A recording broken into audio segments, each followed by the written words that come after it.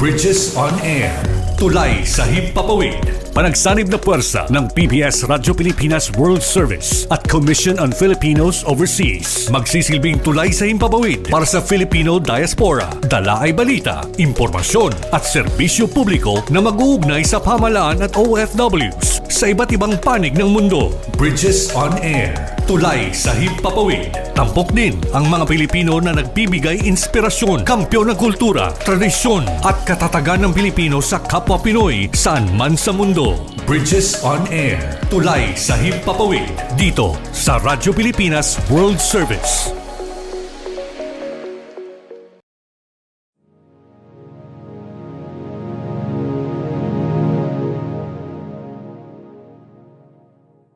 Ang Commission on Filipinos Overseas o CFO ay kinagagalak na itanghal ang Bridges on Air kaakibat ang Radyo Pilipinas World Service. Para sa inyong kaalaman, ang CFO ay ang ahensya ng gobyerno na naatasang siguraduhin ang mga Pilipino saan man sa mundo ay may kaugnayan sa bansang Pilipinas. Nais ng CFO ng ating mga migrante ay kasama natin sa pambansang pag-unlad.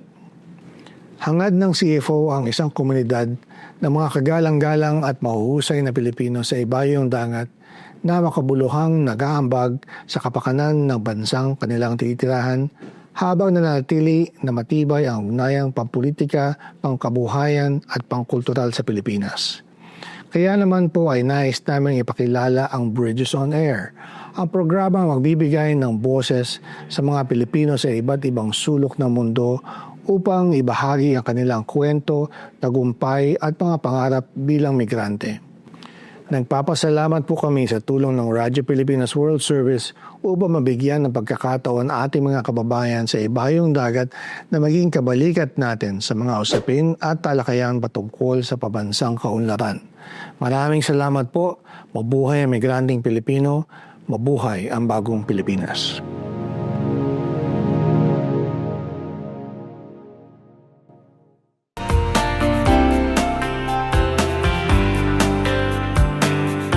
Muli po isang mapagpalang pagbati sa inyo ngayong araw na ito. Ito po ang programang Bridges on Air, hatid po sa inyo ng Commission on Filipinos Overseas at ng Radyo Pilipinas World Service. Kami po ang inyong mga lingkod. Ako po si Ray Sampang and of course kasama natin Aris Gutierrez po ng Commission on Filipinos Overseas. ang ating pong mga katuwang din sa ating pagsasayang papawid ng programang ito, ang ating executive producer, katuwag din ng CFO, of course, si Ms. Stephanie Vicente, iba pa natin mga kasamahan sa Commission on Filipinos Overseas. Of course, si Attorney Magracia, of course, sa lahat po ng mga opisyal at staff ng CFO. And of course, ating Master Control dito na umaalalay din po sa pagsasayang papawid ng ating programa. Alright, mahalaga, Ares, ang pag-uusapan din natin ngayong araw na ito dito sa edisyon natin ng CFO dahil dalawa ang magiging community correspondent natin for today's episode. O sila, yung ating mga community correspondents, sila po ay karamihan sa kanila ay mga nagtatrabaho doon sa ibang bansa at nagboboluntaryo para makapaghatid ng impormasyon dito sa atin sa Radyo Pilipinas World Service. At itong dalawang community correspondent natin, Ares, ay si Gray Panganiban Mayrong, ating CFO community correspondent from Osaka, Japan, at si Imariel Bernal, ang ating CFO community correspondent dito naman sa Manila. And of course, ang ating featured Filipino for ating Pinoy ako guest, Ares. Siya po ay si Lord Leomer Pomperada. Siya po ay dating awardee ng isa sa mga nakatanggap ng Presidential Award for Filipino Individuals and Organizations Overseas. Ito po ay isang award na ginagawad ng Office of the President sa ating mga migrante, sa mga balikbayan, mga permanenteng nakatira na sa ibang bansa na patuloy pa rin tumutulong dito sa atin at may mga ginagawang kabutihan sa ating bayan. Yan po ang ating mga magiging kasama, kabahagi para sa edisyong ito. Pangatlong edition na ito ng Bridges on Air. Third edition na natin, third episode na natin ito. So mamaya po, antabayan ninyo sila Gray Panganiban Mayrong at si Emariel Bernal, ang ating mga CFO Community Correspondent, and of course, ang ating tampok sa ating Pinoy Ako segment, si Lord Leomer Pomperada, Presidential Award for Filipino Individuals and Organizations Overseas. Ang tabayanan niyo lamang po yan sa pagbabalik ng ating programa Bridges on Air, makalipas lamang ang ilang paalala. Bridges on Air. Tulay sa himpapawid. Dito sa Radyo Pilipinas World Service. Love Life Online? Baka human trafficking yan. Makialam, itimbre mo. Tumawag sa 1343 para humingi ng tulong. Paalala mula sa Interagency Council Against Trafficking. Mabilis ang trivia. Dagdag talino. Heto na ang Dagling Kaalaman. Alam nyo ba na tuwing ikalawang linggo ng Oktubre, ipinagdiriwang natin ang National Mental Health Week? Diniklara ito sa bisa ng proklamasyon bilang 452 noong 1994 upang palawakin ang kamalayan tungkol sa kahalagahan ng mental health. Mahalaga ito dahil, tulad ng ating pisikal na kalusugan, kailangan ding alagaan ang ating isip at damdamin. Kaya ngayong Oktubre, maglaan ng oras para kumustahin ang sarili at ang mga mahal sa buhay. Tandaan, ang malusog na pag-iisip ay pundasyon ng mas masayang buhay. Kaunting kaalaman na malaking dagdag talino. Abangan muli ang susunod na Dagling Kaalaman. Bridges on Air. Tulay sa himpapawid. Dito sa Radyo Pilipinas World Service. Okay, nagbabalik po tayo sa ating programang Bridges on Air dito pa rin sa Radyo Pilipinas World Service. Ako pa rin ang inyong lingkod, Ray Sampang. Of course, kasama pa rin Si Ares Gutierrez po ng Commission on Filipinos Overseas. ito na, Ares, nasa linya na natin ng komunikasyon. Itong ating mga community correspondent. Unahin na muna natin, Ares, ang ating community correspondent mula sa Osaka, Japan. Walang iba kundi si Gray Panganiban. Mayroong pabatiin muna natin siya. Magandang araw sa iyo, Gray Panganiban Merong, ang ating CFO Community Correspondent from Osaka, Japan.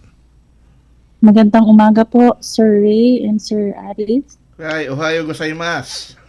Ohayo gozaimasu. Okay, thank you very much, Gray, sa pagpapaunlak mo. And we believe, I think nakasakay ka sa train sa mga oras na ito. Opo.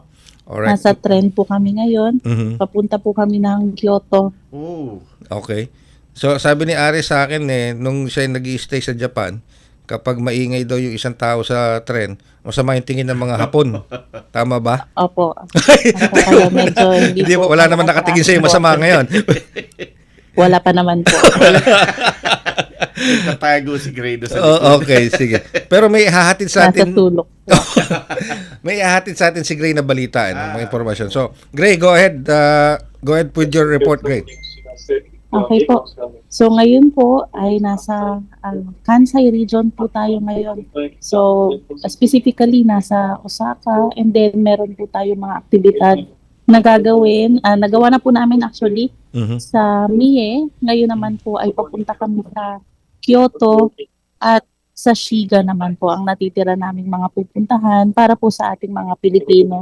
So, ang ginagawa po namin ay more on home visits po. Binibisita po namin ang mga pamilya, mga Filipino families po na nandito sa Kansai region. Also, meron din po kaming inorganize na focal group discussion para naman po ito sa mga Filipino students, sa mga leaders po ng ating mga komunidad po dito sa Kansai. Alright. Gray, nung huling napunta ako dyan sa Osaka, actually yung anak ko ngayon ay nasa Osaka, dumating dyan kanina. Nung huli akong pumunta dyan, napakaraming Filipino exchange students. May nakakausap ba kayo mga estudyante dyan? Mga scholars? Bukas po pala Bukas ang pa. aming schedule sa mga kabataan po, sa mga estudyante po Alam mo, Kuya Ray, natin sa Kyoto po. maraming scholarship Okay, alright. ang Japanese government para sa Pilipino. At napakaraming researchers na Pilipino Wow, doon. Talagang maganda ang academic community doon sa Japan. Alright, Gray, so sa ngayon, nasa train ka, ulitin ko lang, on the way, saan ka? On the way saan? Kyoto. Kyoto po. Okay, and you said meron kayo mga ginawang mga activities. Pakiramdam lang ulit kung ano yung mga activities na yun. Okay po. So, nung una po ay sa Osaka po kami. So, ang ginawa po namin doon ay nag-register po tayo ng mga Filipino migrants po doon. So Okay. far, 8 po ang na-register namin doon. Mhm. So, pumunta po kami sa Philippine Consulate General and then sa mga pumupunta pong clients doon, yun, may na-register po tayong 8. And then after po noon, nagkaroon po tayo ng ugnayan sa Kansai. Okay. Usually ito po ay ina-attenda ng mga leaders po ng mga Filipino communities. And then may nag-attend po na 21 naman po sa kanila. And then ngayon naman po, pumunta naman po kami sa Mie, specifically sa Matsusaka, nag-home visit po tayo. And then may binisita din po tayong isang store doon. Okay. Ang pangalan po ay Daungan. And then may mga na-meet din po kami mga Filipinos. Actually may mga na-meet din po kami na mga naging kliyente din po natin, ang mga Alright. naging constituent po natin sa Commission on Filipinos Overseas. Nakita naman po natin din na kinamusta po natin sila. Mhm. Far okay naman po ang kanilang buhay dito. And then yung regarding dun sa home visit, pamilya po sila, dumaan din po sila sa Commission on Filipinos Alright. Overseas. Actually, yung anak din po nila, nag-undergo din po siya ng peer counseling program po natin Mhm. a year ago. So, today daw po is 1 year niya na dito sa Japan. Good. And then, yung mga upcoming activities naman po natin is later po, meron po tayong focal group discussion po sa Kyoto Association Pinoy Scholars. Ito po ata yung sinasabi ni Sir Ares Oo. din po. And then, mag-home visit din tayo and another focal group discussion naman with Filipino communities and migrants. Yan. Matanong ko lang, Ares at saka Gray, no, para lang maintindihan ng mga kababayan natin, lalo na yung mga overseas Filipino workers natin na nanonood at sumusubaybay. Bakit kayo nagsasagawa ng home visit? Anong purpose ng home visit? Okay po. Gray? So, actually, ang purpose po din ng home visit ay nga po para makita po natin ang estado ng buhay din nila dito, Okay. makamusta sila, malaman po kung ano yung mga challenges na na-encounter nila, at saka ano din po, baka meron din po kasi silang mai-recommenda na mga government programs po para sa kanila na nandito na pwedeng mai-provide po ng ating Philippine government. Ginagawa po yan ng CFO nagpapadala tayo ng mga kasamahan natin sa ibang lugar Mhm.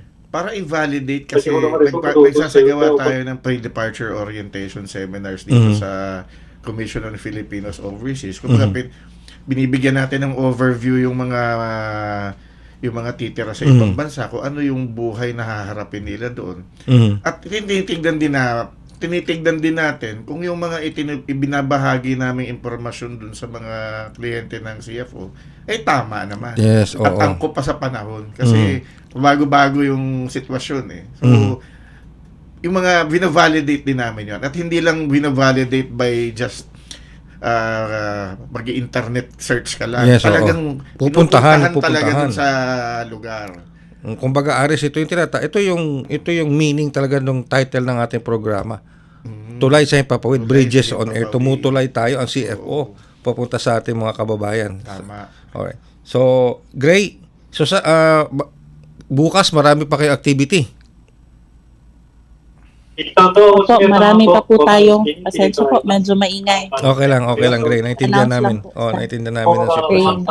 Oo. Marami-rami din po tayong bibisitahin. Actually, meron po ulit mga focal group discussion, as I mentioned po kanina with the PhilCom. Magbibisita din po tayo sa mga international Intercultural Association for Globalization. So, para school po siya. Also, bibisita din po tayo sa Shiga sa December 7 sa Hikone. at naghahama. Para naman po mag-attend ng misa, makita din po natin yung mga ating mga Pilipino doon. Sa, Ayan, sige, narinig ko siya. Narinig ko yung nasa background mo. Okay. Nasa loob siya. Yeah, nasa loob Alam mo, talaga. parating na siya Ay, sa Ayan, palagay ko. Yan ay patunay lamang na talagang habang nagbabalita sa atin si Gray, live yung balita niya. Di ba? Live yung kanyang balita. Pero, Aris, matanong ko lang to kay Gray. Gray, sa naging mga pagbisita niyo, home visits ninyo, ano yung usually na nagiging problema nung isang Filipino migrant, isang Filipino family na nag-migrate na dyan sa Japan? Meron ba silang nare-relay sa inyo na usually nagiging challenge nila? At paano ito na-overcome at paano nakakatulong ang CFO dito? okay po. Yung isang problema po na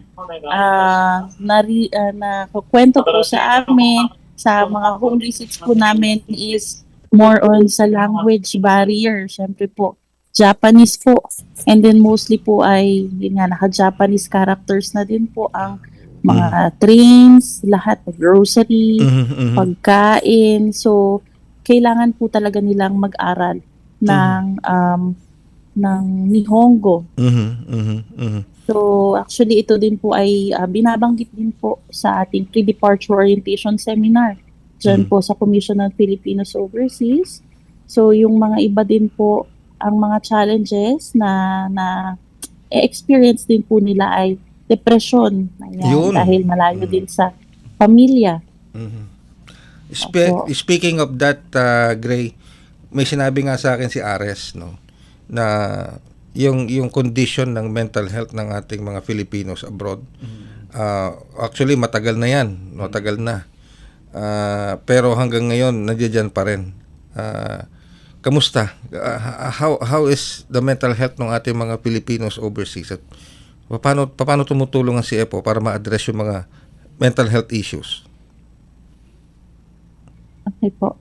So actually, yun din po ang usually yung iba mga recommendation din po namin is meron nga po tayo mga support networks po available para sa kanila. Isa din po doon, ang Commission on Filipinos Overseas, binabanggit namin na kapag kailangan po nila ng support network ay meron po kaming mga empleyado ng Commission on Filipinos Overseas. Kuya Ray, meron ka sa CFO kasi meron din kaming mga kasamahan doon na mga trained counselors. Uy. So Counselors. pwede silang Tumawag. kausapin ng ating mga Filipinos kapwa overseas. Pilipino. Pwede sila mag-usap. Baka hingahan mo no anong kung anong gusto issue. mong ihinga. Kasi ang hirap talaga ng buhay sa ibang bansa. Minsan kasi wala kang nakakausap na Totoo. wala kang nakakausap na kapamilya, kaibigan, or ang pinakamasaklap doon, hindi mo naririnig yung sarili mong wika, kaya lalo ka nabuburyong, sabi nga lalo ka nabuburyong. Oo. So meron kaming mga kasamahan sa CFO na train sa mga ganyang bagay. At meron ding mga organisasyon at individuals na nagvo-volunteer sa CFO at binibigyan din kami ng training kung paano din harapin tong mga ganito. At sila din nagbibigay din ng oras para tulungan din yung mga kapwa. Oy. So they can contact that number. Aris. Meron pong hotline na ibibigay. Hindi pa rin siya activated pero dine-develop pa po Nasa kasi pipeline na, yung nasa pipeline sistema. na. Okay. Alright. Okay, Grace. So meron palang ganun, ano? May in the pipeline na yung hotline na yon para makatulong sa mental health issues ng ating mga kababayan. So usually yun ang nagiging problema. Yung tawag dito yung immersion, yung adaptation nila sa environment. Kamalaking bagay, Kuya Ray, na yung mga home visits. Kasi makakakita sila, Oo nga. So, dito yung mga taga-embassy. Malaking bagay ang ginagawa nila, Gray. Alright. Okay, Gray, bukod dito, mayroon pa bang ibang mga nagiging issue, challenges? Gray? Okay po. So actually, ang problems po ng mga migrants nga po namin, sabi nga nila ay 4 Ds. Mhm. Sabi. So, ano po ba tong 4Ds na ito? Mhm. Unang D ay debt. Yan po yung utang. Mhm. D, domestic violence. D, depression. At saka last na D ay drugs. So, yan daw po yung mostly na problems din nila dito. Okay. And lahat naman yan, makakahingi sila ng tulong sa CFO. Pagdating sa pag-address dun na mga nabanggit mo, Gray. Sa domestic violence po, meron po tayong yung sa ugnayan po natin, actually discuss din po yan, na meron po tayong hotline, yung 1343. Mhm. Also sa depression naman po, nabanggit naman din po ni Sir Ares na meron nga po tayong mga trained counselors po sa Commission on Filipinos Overseas na pwede po nilang kontakin. Ayan, yung mga previous na counselors din nila dumaan naman po sila sa CFO. Oo nga pala. So, pwede po nilang kontakin yung mga yon. Ayun po. Okay.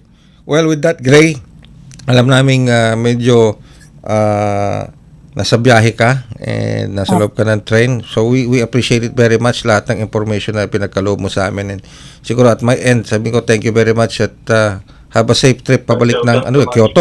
Kyoto. And si Ares. Kyoto. Magandang Oo. lugar ang Kyoto. Napakagandang lugar daw, sabi ni Ares, yung Kyoto. Okay. Well, thank you very much, Gray. Thank you, Gray. Maraming salamat po, Sir Ray and Sir Ares. Ayan, si Miss Gray Panganiban Mayong, tama ba? O tama. Si Miss Gray Panganiban Mayong, ang ating CFO Community Correspondent mula sa Osaka, Japan. Mula sa Osaka, Japan, Aris, babalik tayo dito sa Pilipinas. Sa Pilipinas naman. Meron pa tayong kasamang isang CFO Community Correspondent. Ito naman ay si Emariel Bernal. Ayan, mag-uulat mula dito sa Manila. Okay. Emariel Bernal, go ahead, Emariel. Hello po, good morning po. Currently po ngayon, nasa Microtel po tayo sa UP. Microtel by Windham UP Tech na nga po sa PUC, and we are conducting our 2025 Balikbayan Stakeholder Conference po. So ayun po, ang team po ng conference, BLB conference po natin ngayon is localizing diaspora engagement, empowering LGU through migration, philanthropy, and partnership. So nag-start na po yung pre-conference po natin kagabi, and ngayon po ngayon po may panel discussion po regarding po sa diaspora philanthropy for sustainable and inclusive development. So ayun po yun. Okay. Gracing us po yung our partners from the Caviteños UK Association of Film Teachers of America, or AFTA, and also we have po si Sir Virgilio Hizon po from the Alae Foundation po. Okay, yung nakapanayam namin last episode. Interview Yes natin po. last time. Okay. So, Emariel, ulitin lang natin para sa kapakanan lang ng ating mga nanonood at Yes po. nakikinig sa Ibayong Dagat. Ano yung activity ngayon dyan sa Microtel at hanggang kailan niya magtatagal dyan? Hanggang kailan ang activity? Yes po, ang activity po natin is Balikbayan Stakeholders Conference po. So, ang mga kasali po dito, yung mga LGU partners po natin at mga Filipino Association Overseas. And po, it is a 3-day event po. Nag-start na po siya kahapon, yung pre-conference po natin. And until tomorrow po. Ayun Until po. tomorrow. Oh, Yes Thursday. po. Tama. Until tomorrow. Okay, sige. So, I'll turn it to Ares kung baka may mga tanong si Ares sa'yo, Emariel. Ma, kaya pala din kita nakikita at nandiyan ka pala. Ma, itong session na to, ito yung Diaspora Philanthropy. No? Yes Oo. po, sir. Mamayang hapon, ano naman yung session ninyo mamayang hapon? Yes po. Yung session naman po later is LGUs as catalyst of diaspora engagement and local innovation. So dito po, yung Naga City Government po and the Tuguegarao office po, City Government of Tuguegarao po, will join us po and will discuss po how their LGU incorporate migration and development in their development plans po and programs. Ayun po. And we also have later po learning sessions din po from Sir Nick po, I think you also met Sir Nick from the Tobacco Street. And also po si Prof. George Tigno po, professor po from the University of the Philippines. Yung topic naman po ng learning session, for Sir Nick po, ang topic po niya is establishing a migrant resource center, and for Prof. George Tigno naman po is the evidence and insights on local migration and diaspora engagement. Alam mo kuya, yung session mamaya, makikita natin na yung concern ng mga Filipinos. Hindi lang confined sa national government. Kasi pinapakita natin doon ginagawa ng Tabaco Albay, ng Naga City. Kasi meron din silang mga programa nila. Sarili programa. Sarili din silang programa na ang gusto naman namin sa CFO ay maipakita sa ibang lugar para din gayahin naman din nila. Dahil ang migrant Filipinos ay all over the country manggagaling yan. So, mas maganda kung may national, may local, may mga initiatives, magsasama. That's good. So, hanggang ano po yan? Hanggang bukas, tama ba? Emma? Yes po. Tomorrow naman po yung topic naman po yung public-private diaspora partnerships. Ito naman po, we will be joined by the Water.org and Konegosyo po. Yun. Sino moderator niyo bukas? Yes po. Sino moderator niyo bukas?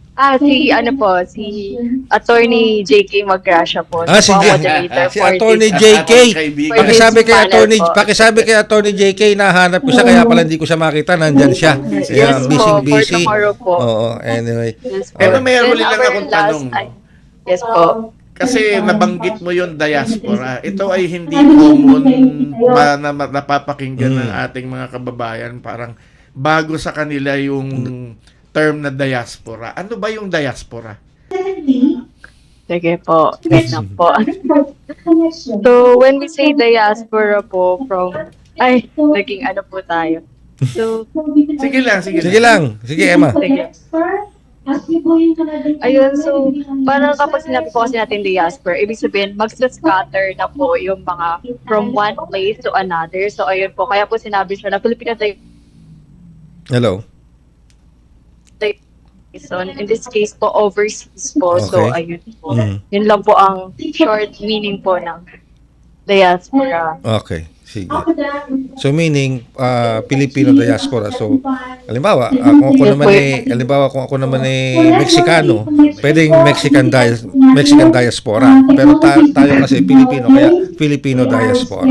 Yes po. Kapag Okay. po ang isang Pinoy ay pumunta po sa isang bansa, for example po yung mga nasa Japan po, ayun po, Filipino diaspora community po sila doon. Okay, sige. Ayun, yun yung kasi nung araw po yari, ang naalala ko unang gumagamit ng term na yan, yung Israel. Kasi di ba nagkalat yung Yes, mga Jews yes, all over oo. the world. Oo. And then yung mga Indians, ganyan na rin.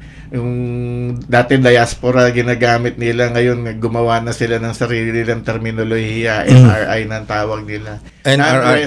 NRI. Non-resident Indians. Ay, ganun. Sa atin naman, nagsimula tayo as OCW, OFW. Ngayon, dahil binibigyan na rin natin ng special emphasis yung diaspora, kaya tinatag yung CFO at UCFO naman ang nangangalaga sa ating diaspora. Ayun. Very good. So, Emma, maraming salamat sa oras sa pinagkaloob mo sa pagbibigay mo ng report diyan sa iyong kinaroroonan sa Microtel. Yes po. Thank you po. Thank you po, Sir Aris. Salamat, Emma. Thank you, Emma. Thank you. Yan po si Miss Emariel Bernal, ang ating CFO Community Correspondent. Nag-uulat mula po dyan sa may Microtel dito sa Quezon City dahil merong event doon ng CFO. Ayan. Napakahalagang event yan. Alright. Kanina naman napakinggan natin si Gray, si Gray Panganiban Mayrong. Ano po ang ating CFO Community Correspondent mula sa Osaka, Japan. Maiksi lang yung oras, pero gusto ko rin sanang tanungin kay Gray kanina. Alam mo, ang daming Pilipinong nagpupunta ng Japan para mamasyal. Talaga? Grabe, Ay, naku, sinabi mo pa yan. Si Step ka lang ano yan naghihingi ng authority to travel. Kasi government worker Oo nga, oo nga. Pirmahan ni Dave Gomez. Pero dito yata si Dindo na. Si Dindo muna, si Dindo. Okay. Sige. Alright, magbabalik muna kami ni Ares makalipas ang ilang paalala. Bridges on Air. Tulay sa Himpapawid. Dito sa Radyo Pilipinas World Service. Work abroad? Easy money. No visa. Baka human trafficking yan. Makialam, itimbre mo. Tumawag sa 1343 para humingi ng tulong. Paalala mula sa Interagency Council Against Trafficking. Mabilisang trivia. Dagdag talino. Heto na ang Dagling Kaalaman. Alam nyo ba na walang pagkain ang tunay na zero calorie? Sa halip, may mga pagkain na nagtataglay ng mababang bilang ng calorie na nakatutulong sa pagbawas ng timbang. Ilan sa mga ito ang mansanas, peras, pakwan, pipino, celery, kimchi at broccoli. Ikaw, ano ang madalas mong kainin habang nagdidieta? Kaunting kaalaman na malaking dagdag talino. Abangan muli ang susunod na Dagling Kaalaman. Bridges on Air. Tulay sa Himpapawid. Dito sa Radyo Pilipinas World Service. Nagbabalik po ang ating programang Bridges on Air dito pa rin sa Radyo Pilipinas World Service. Kami pa rin po yung mga lingkod. Ray Sampang po. At si Ares Gutierrez po ng Commission on Filipinos Overseas. At narito na tayo sa ating segmentong Pinoy Ako. Pinoy Ako. Tampok ang natatanging galing at dedikasyon ng Pinoy na nagbigay karangalan sa inang bayan at nagsilbing inspirasyon at modelo sa kapwa Pinoy saan man sa mundo.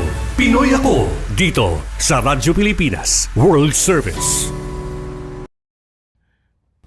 At ang ating makakasama ngayon sa Pinoy Ako segment ng Bridges on Air ay isang batang leader. Siya ang pinakabatang recipient ng Presidential Awards for Filipino Individuals and Organization Overseas. Siya yata ay 22 years old lamang nung tanggap ang award. 22 years old? 22 years old lang. Presidential awardee? Presidential awardee na. Napakagandang, ito ay na-interview na kasi namin to before. So, naikwento na niya yung kanyang mga pinagdaanan at napaka-impressive. Ang galing nitong batang ito. Siya po ay tubong San Jose Antique, isang Antiqueño. Siya po ay si Lord Leomer Pomperada. Magandang araw sa iyo, Lord. Magandang araw, Lord. Magandang umaga din sa inyo. Ayan, sige. Si Mr. Lord Leomer Pomperada, ang ating Pinoy Ako feature ngayong episode na ito. Totoo ba yung sabi ni Ares, Lord?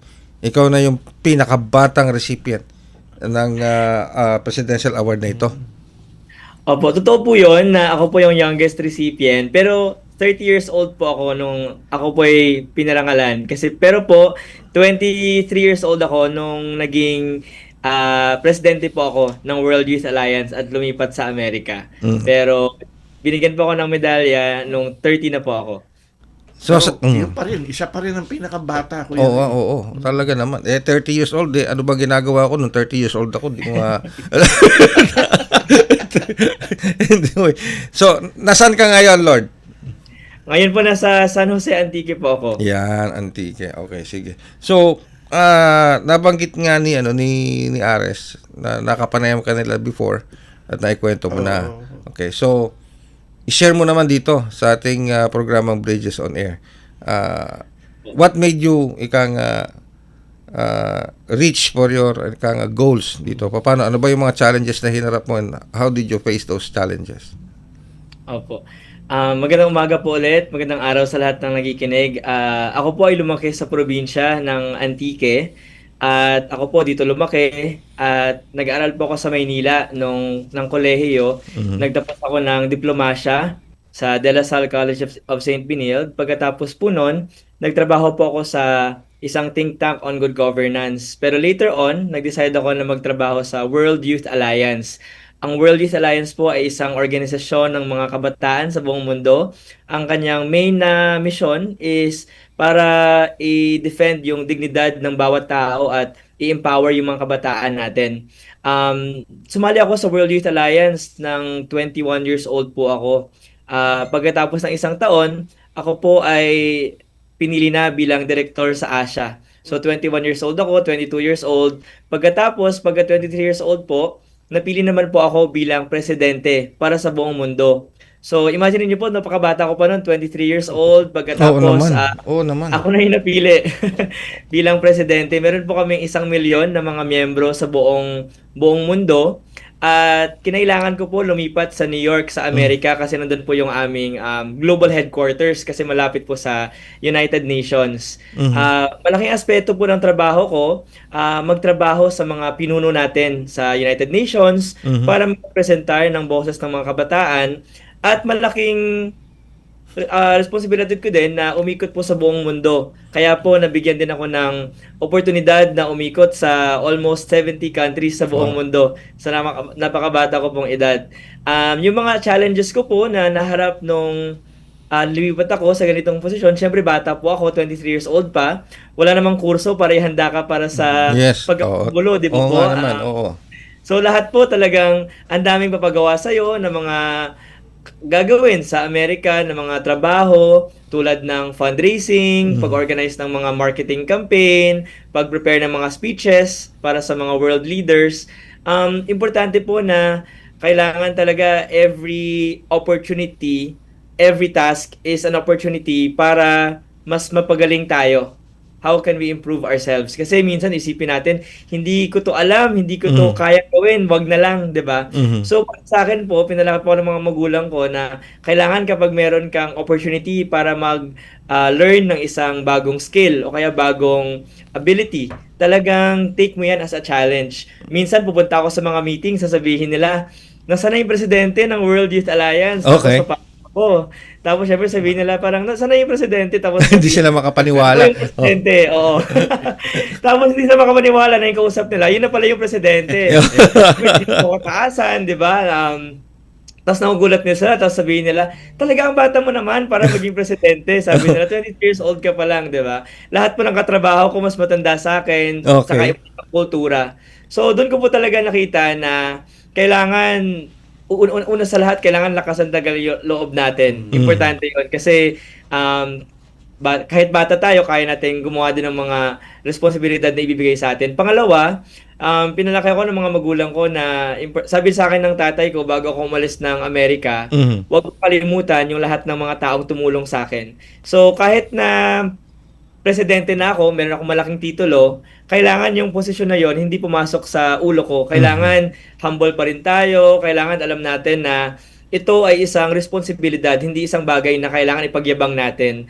At pangatlo, minsan hindi ko alam kung paano ko nagagawa yung mga responsibilidad ko. Minsan sa isang linggo kailangan ko pumunta sa 3 kontinente. Nako. Minsan galing sa flight na isang araw, diretso na ako magsalita, halimbawa sa Kenya, kung saan man. So, importante talaga yung faith in God talaga. Parang minsan talagang, sabi ko, Lord, paano ko ito magagawa? Oo nga. Kailangan puntahan.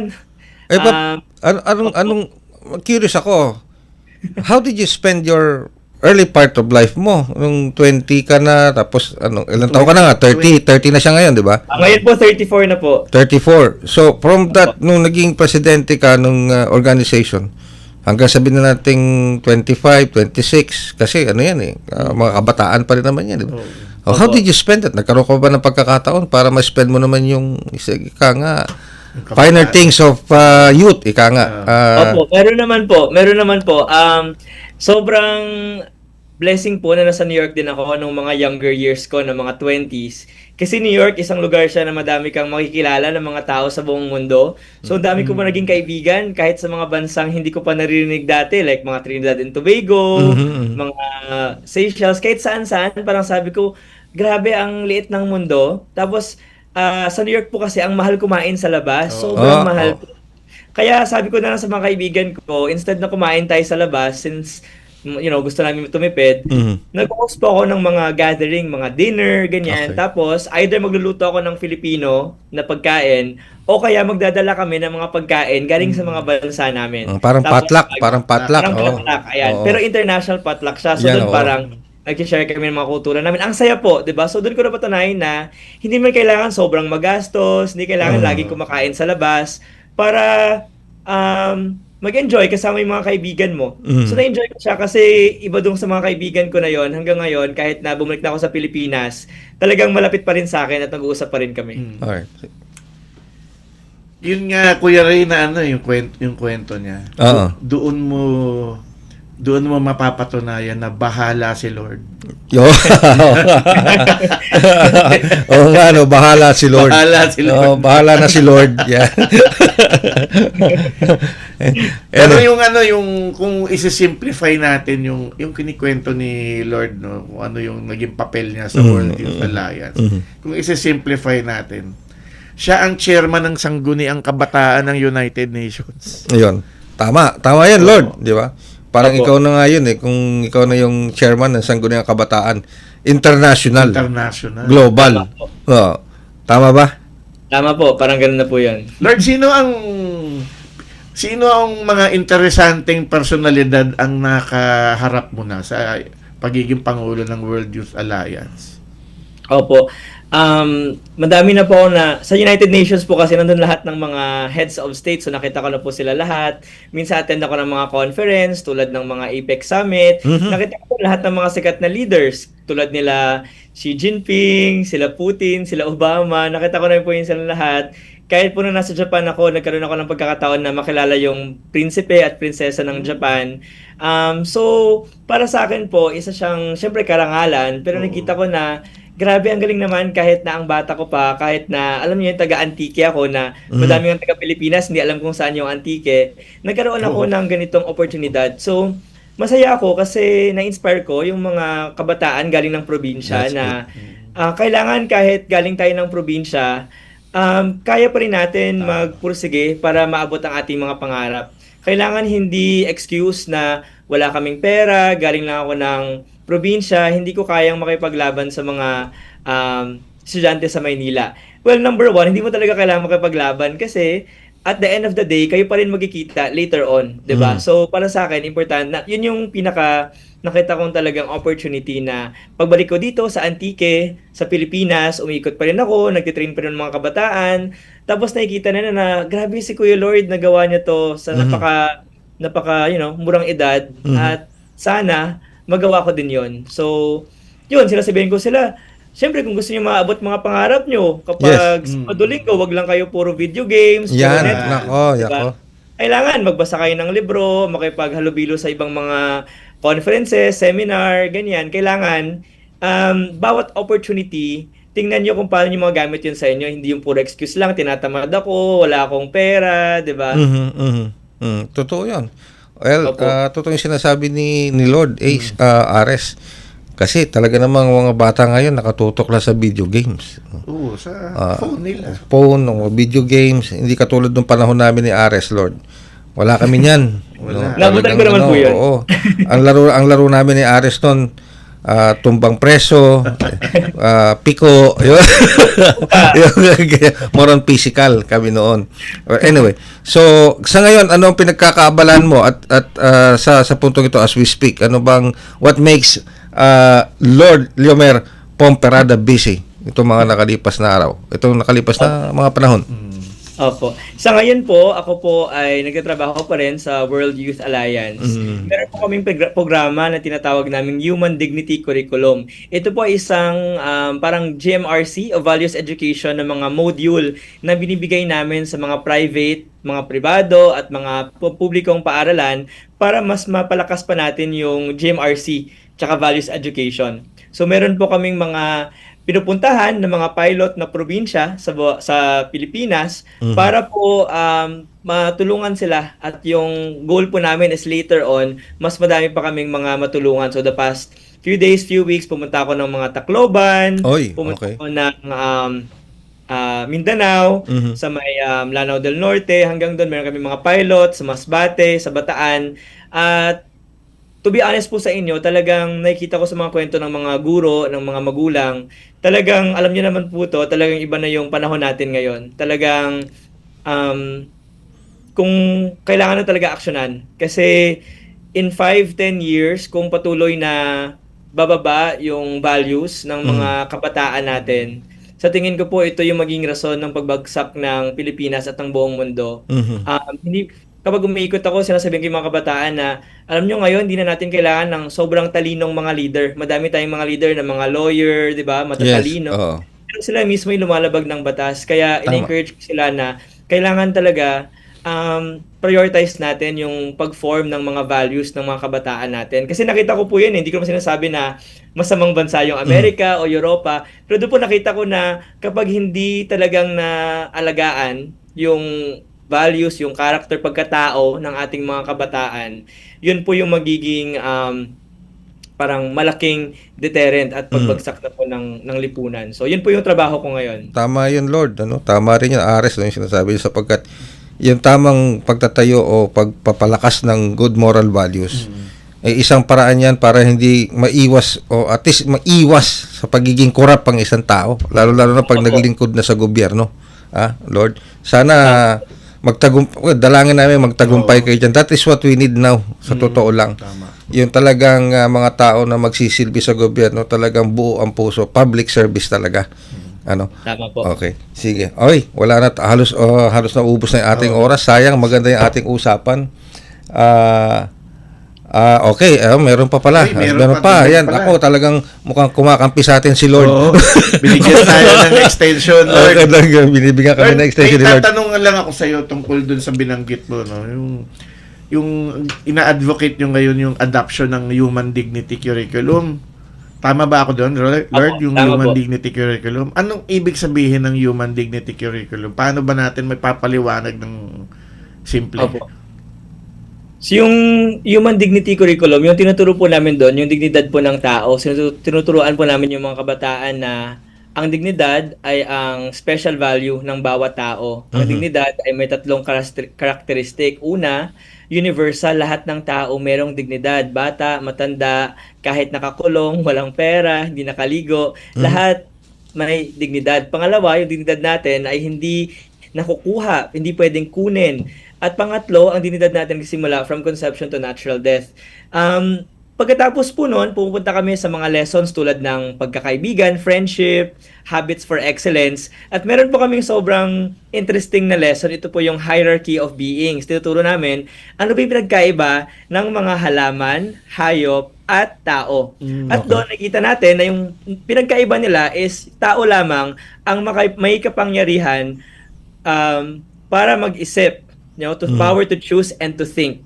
Mag-isip at pumili. Ano ibig sabihin nun? Siyempre yung halaman, yung papaya, hindi naman pwedeng sabihin niya, bukas gusto kong maging mangga, di ba?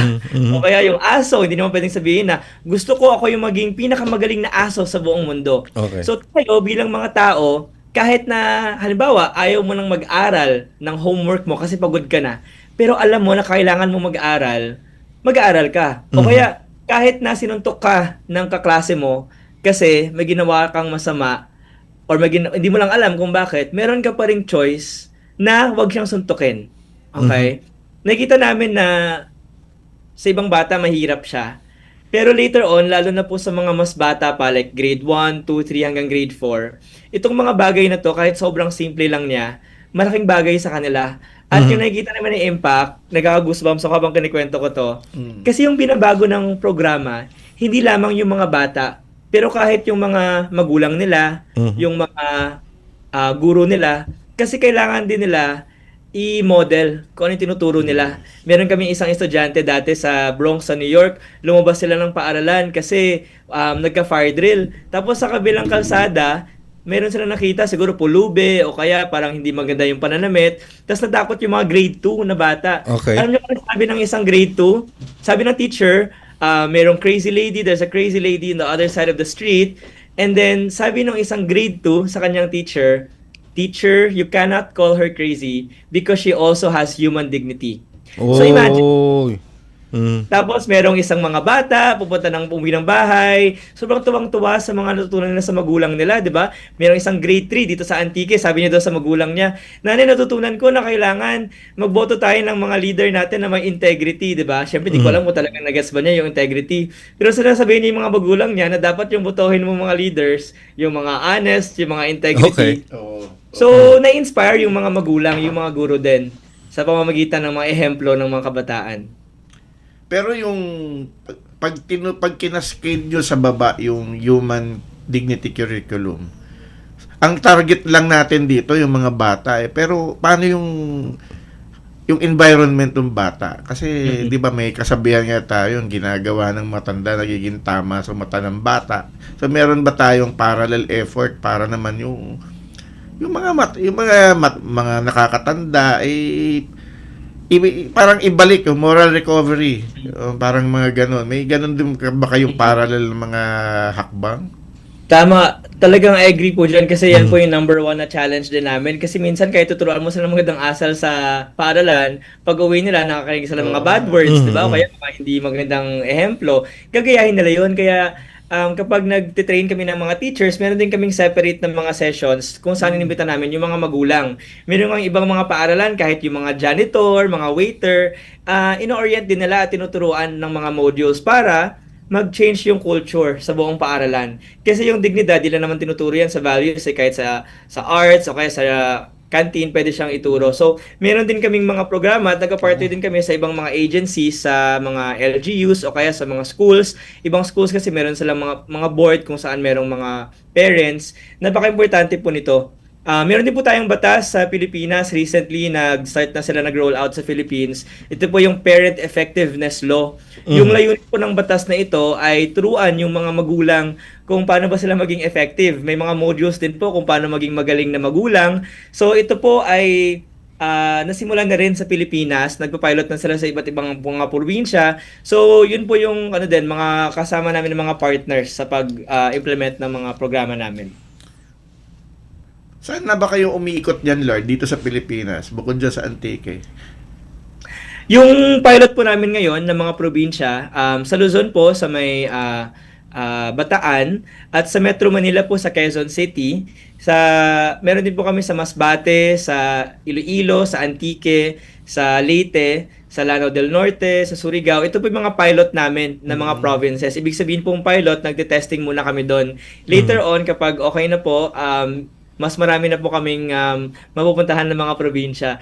Meron po kaming ginagawa din na research study. Nagpa-partner kami sa mga state university o kaya sa mga pribadong universidad para yung mga estudyante nila o mga guro mag-conduct ng research kung paano nababago ng programa yung pag-uugali ng mga estudyante at ano yung naging resulta nito short term and long term. So, meron na po kasing mga pag-aaral nito sa Amerika, sa Canada. So, gumagawa kami ng parang local po na version para mapakita natin sa DepEd at sa Kongreso na talagang may ebidensya at pruweba tayo na may epekto yung programa. Alright. With that, Lord, maraming salamat sa oras sa pinagkaloob mo sa amin. Lord Leomer Pomerada, thank you very much sa oras. At Ares, meron ka pa bang ibang parting message kay kay Lord? Ang maganda talaga yung advokasya na yung World Youth Alliance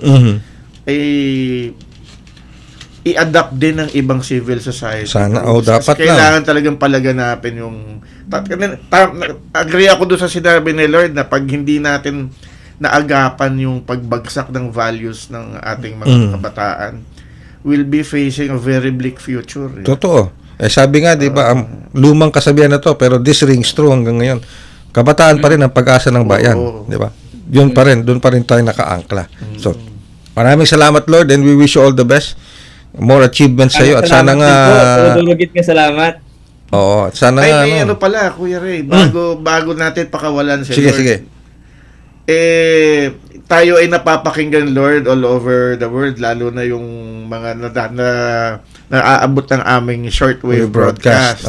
Tulad ng programa na natin dun sa unang interview, hihingan kita ng mensahe sa dialektong Kinaraya dahil maraming gustong mga taga-Antique na matagal lang din nakakarinig ng Kinaraya. Sige po. Actually po yung Kinaraya, lingwahe na po siya. So mayad-ayad nga aga, mayad-ayad nga adlaw kaninyo nga tanan sa tanan nga mga taga-Antique, mga kasiwan mako ang gapamati ridya kanamon kadya nga adlaw. Kadya nga bulan nagaselebrar kita kang aton nga Binrayan Festival basi gusto niyo maguli ridya. Duro ridya ang mga gakaratabo kadya nga bulan, may mga programa nga pwede didto kamo magirimaw inyo mao kay inyo nga mga pamilya kag inyo nga mga amigo kabay pa nga makalagaw man kamo ridya kag makauli sa aton nga probinsya. Namit ridya ang pagkaon kag fresh ka ang hangin kag kabay pa may ridyan kaninyo nga gusto man ridya maguli sa Antique. Amo lang ra kag duro-duro gid nga salamat. All right. At, Halo. thank you, Lord. Maraming salamat din po. Maraming salamat. Thank you. Yan po ang ating feature Filipino for sa ating segmentong Pinoy Ako. Hindi lang siya Pilipino, Hindi kaya lang yan. isang world citizen. Grabe, no? Kabata-bata, naging presidente ng youth organization.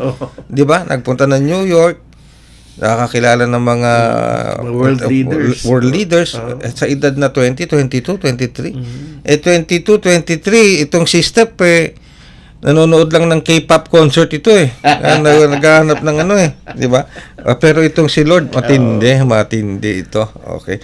Well, dyan po tayo unti-unti magpipilid ng ating third episode.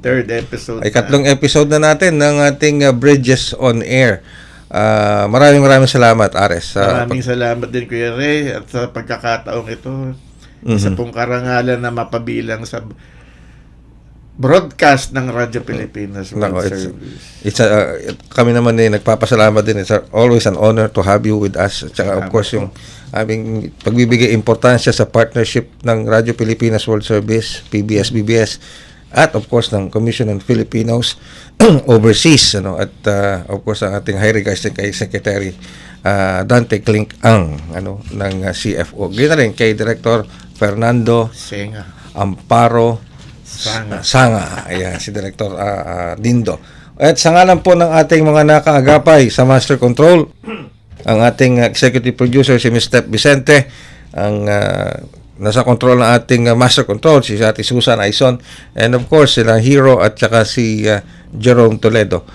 Ako po yung lingkod, Ray Sampang. Si Ares Gutierrez po ng Commission on Filipinos Overseas. Hanggang sa susunod na edisyon ng Bridges on Air. Bridges on Air. Tulay sa himpapawid.